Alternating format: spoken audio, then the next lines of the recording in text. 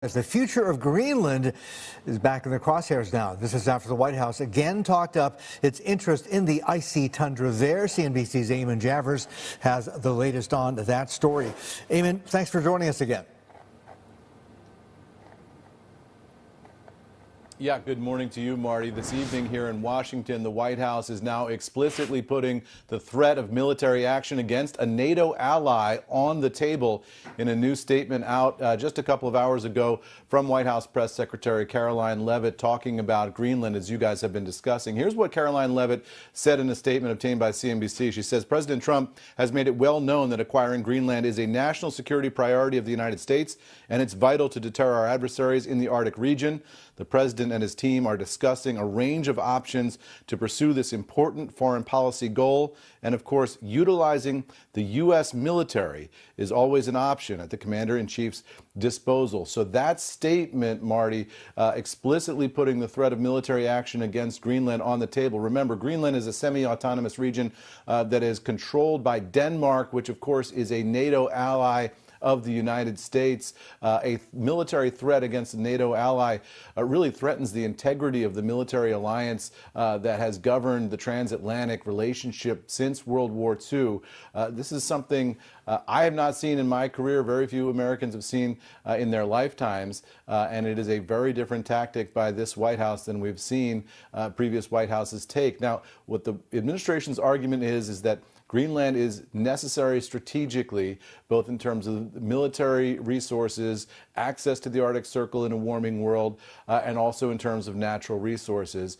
They argue that Denmark doesn't have much legal basis historically for its claim to Greenland. That's itself an imperialist claim, and so they knock aside criticisms that the U.S. desire to obtain Greenland is somehow an imperialist exercise. Now, I should say that the Karoline Leavitt statement comes after reporting from Reuters this afternoon. Reuters saying that the President of the United States wants to acquire Greenland before the end of his term in office this term, but also that he's considering options including purchasing Greenland from Denmark and some sort of joint compact with Greenland. So military option clearly certainly not the first choice here, but I think you can look at this in the context of a negotiation, Marty, that the administration is willing to rattle its saber here a little bit in order to pressure Denmark into cutting some sort of territorial deal to transfer control of Greenland to the United States. Back over to you guys. Yeah, that is definitely sort of a feasible Trump style of a negotiation, Eamon, as we've learned so far in the second administration as well as his first one for sure. Now, so certainly it sounds like the White House is seemingly not backing down on this issue, but how are European leaders reacting to this very unwanted attention from the U.S. at the moment?